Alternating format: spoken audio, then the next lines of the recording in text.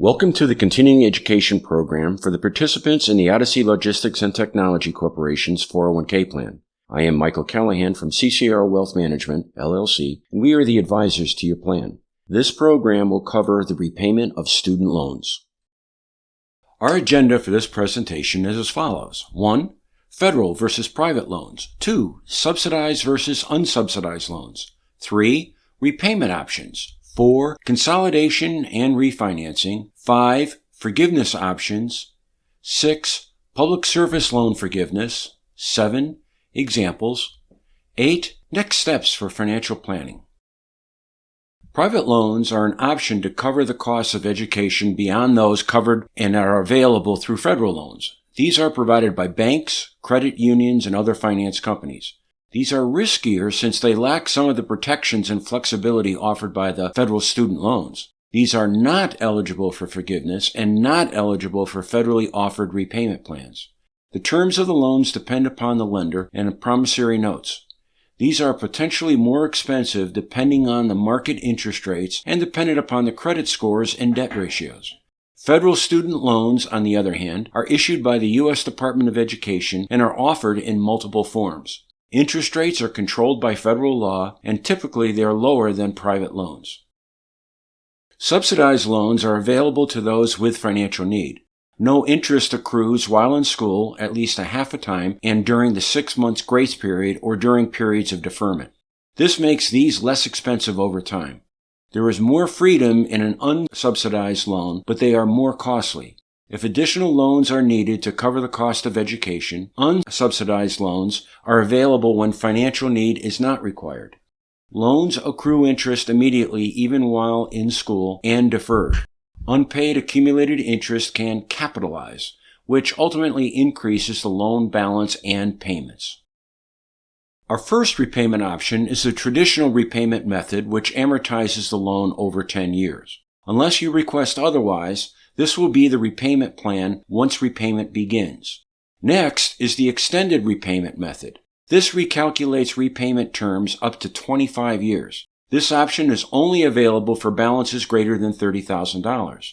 This method may have a fixed or graduated repayment schedule. This method is not eligible for public service loan forgiveness, PSLF, since it is not based upon income.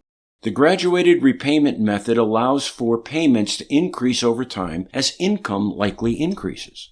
Payments increase every 2 years and the loan is paid off within 10 years. Income-driven repayment plans. There are several income-driven repayment plans. They are the newly established repayment plan, SAVE, which is Savings on a Valuable Education, which was formerly known as the Repay plan. Anyone previously on the Repay plan will automatically be switched to the SAVE plan. The Pay plan is Pay-as-you-earn plan, and some older options, IBR, Income-Based Retirement Plan, or ICR, Income Contingent Plan. Each plan has a specific formula for determining your income-based repayments. Your payment calculation depends upon the combination of percentage of discretionary income, your family size, the state poverty income level, the maximum payment allowed under the plan, years to long-term forgiveness, tax filing status of married filing jointly or married filing separately, how interest accrues, and interest capitalization limits. Let's look at the comparison of the various repayment options. Under the newly designed Savings on Valuable Education Plan, or SAVE, the payments are as a percentage of discretionary income, which is currently 10% for undergraduate loans. However, as part of this new repayment program, after July 2024, the calculation will use 5% of discretionary income for undergrads. The percentage of discretionary income for graduate loans will stay at 10%. Other features of this plan include the ability to reach long-term forgiveness in 10 years for balances under $12,000, with that time frame lengthening an additional year for each additional $1,000 in loan that you have in the balance. The maximum time frame until long-term forgiveness is complete is 20 years for undergraduate loans and 25 years for graduate loans. Unlike other repayment plans, unpaid interest will not accrue in situations where the income-driven payment is lower than the interest charge. This new payment plan is seen as a benefit for those looking to reduce their payments for affordability, reach long-term forgiveness goals, and do a public service loan forgiveness. Under Pay-As-You-Earn plan, or Payee, the payment is 10% of the discretionary income using a standard 10% of discretionary income, which has a maximum term loan of 20 years, and interest can be capitalized up to 10% of the principal. Under the income-based repayment plan, payment as a percent of discretionary income is 10% for years after 2014 and 15% for years prior to 2015. The payment maximum is the standard 10-year payment amount. The maximum term is 20 years after 2014 and 25 years for years prior to 2015. Interest capitalizes if you leave this repayment method. Lastly, under the income contingent method, payment as a percentage of discretionary income is 25% and the payment maximum is over 12 years. Maximum time for long-term forgiveness is 25 years and interest can be capitalized up to 10% of principal each year. The other payment plans are typically going to yield a higher monthly payment and unfavorable interest terms. However, it can be helpful to compare the potential payments and loan balances with unique circumstances. For example, payment plans will look at married couple incomes dependent upon their tax filing status. Some may have a portion out of their payment responsibility differently if there are imbalances in income and loan balances. Outstanding loans can be consolidated where the consolidated loan is paid between 10 and 30 years, depending on the balance level. If the debtor wishes to consolidate the loans, there are some advantages and disadvantages. For advantages, the debtor may have a lower payment with a longer term, or have a simpler method to repay loans in one payment rather than multiple payments, or have more repayment options available if they previously held a loan type ineligible for certain repayment options. And they can include defaulted or delinquent loans which could remedy the situation. Disadvantage includes interest rates may increase with a weighted average interest rate that is rounded up. There may be an increased interest cost with a longer term.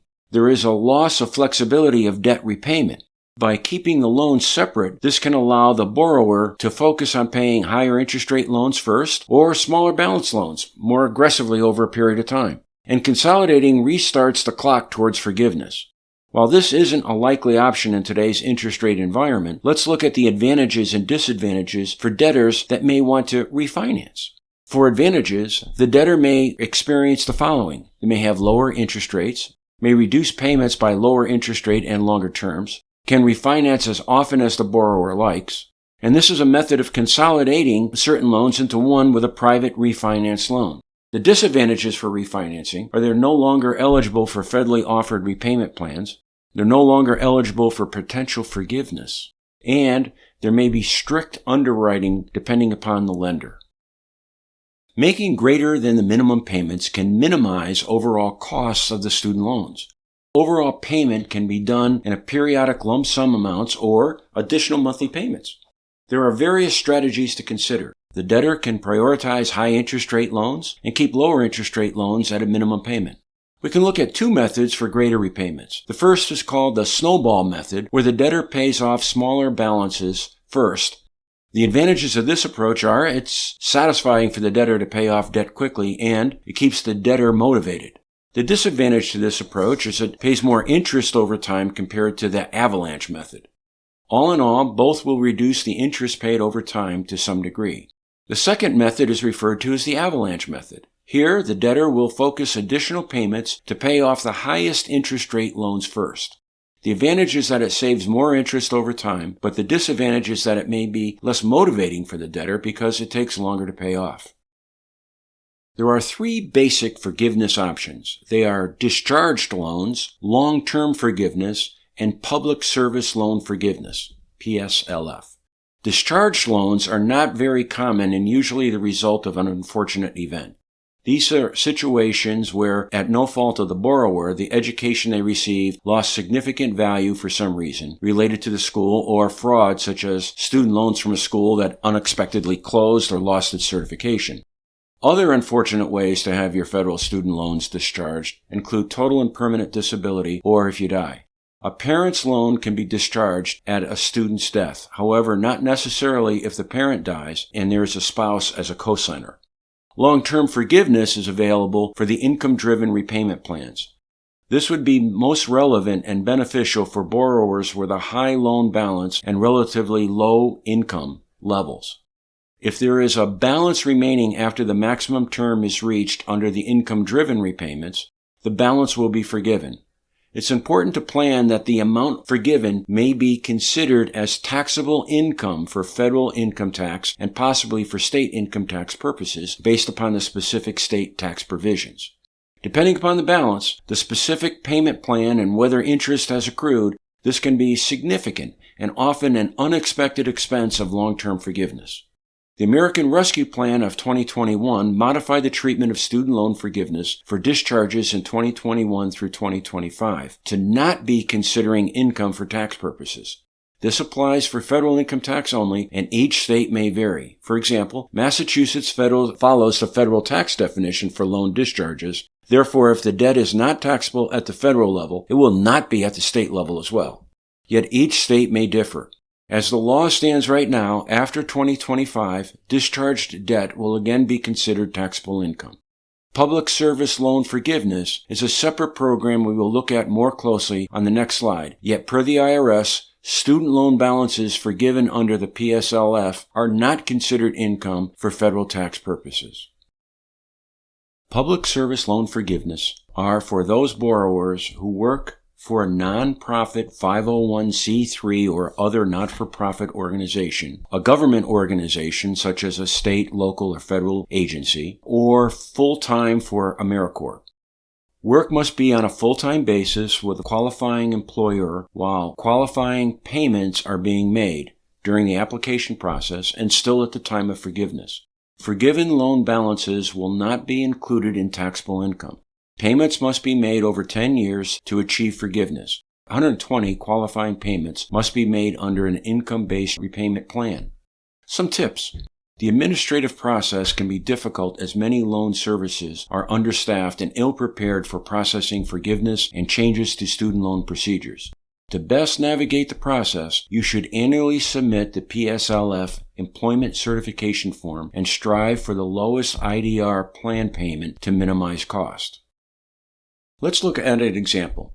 Assuming that the following information for the borrower is here. The annual income for this borrower is $80,000, yet they are reducing their taxable income with group health insurance deductions, as well as retirement plan contributions, such as a 403b contribution. We are assuming this borrower lives in Connecticut and is single with no dependents. The current undergraduate loan balance is $140,000, with an average interest rate of 5.9%.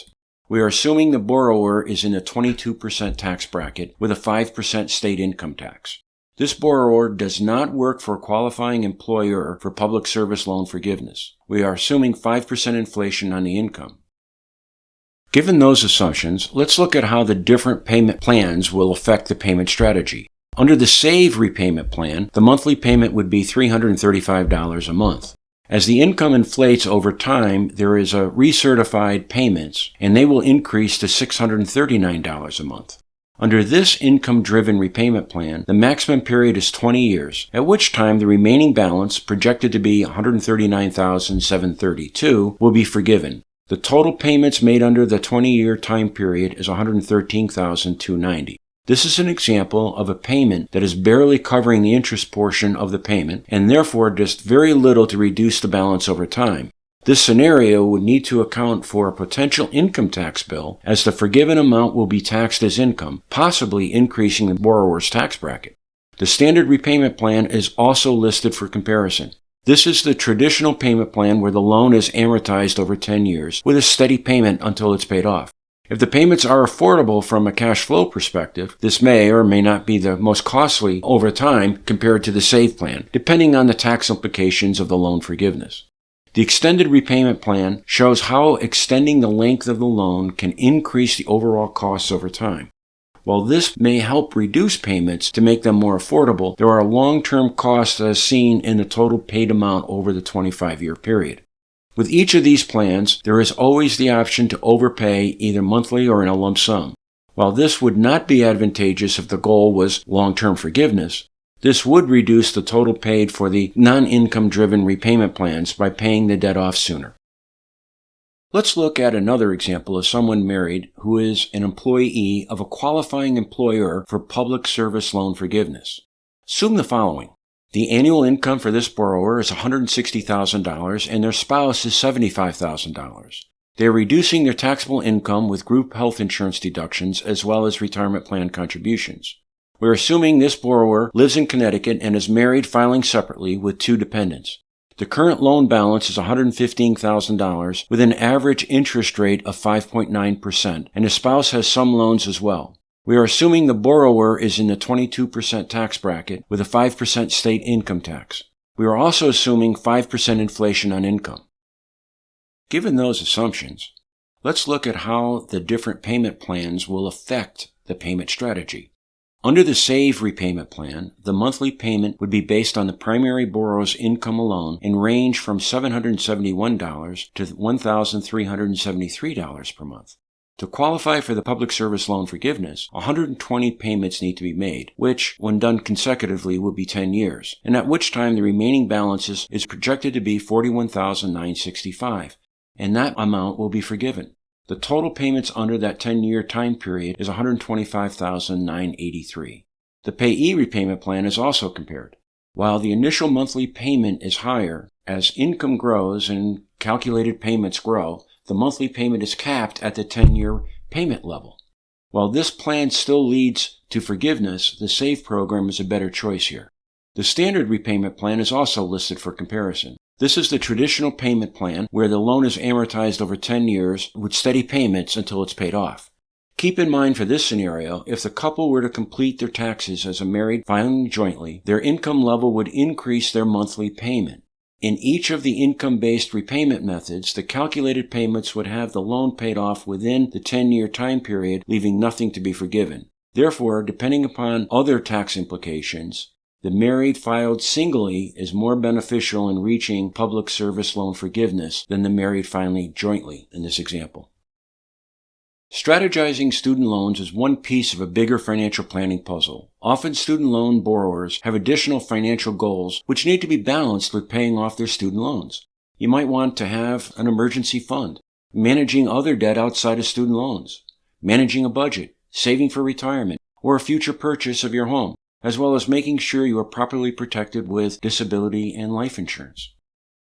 Thank you for viewing this presentation and listening in, and we hope that you take us up on our offer for a financial plan. You can work on your repayment process as well as your other financial goals. We wish you well.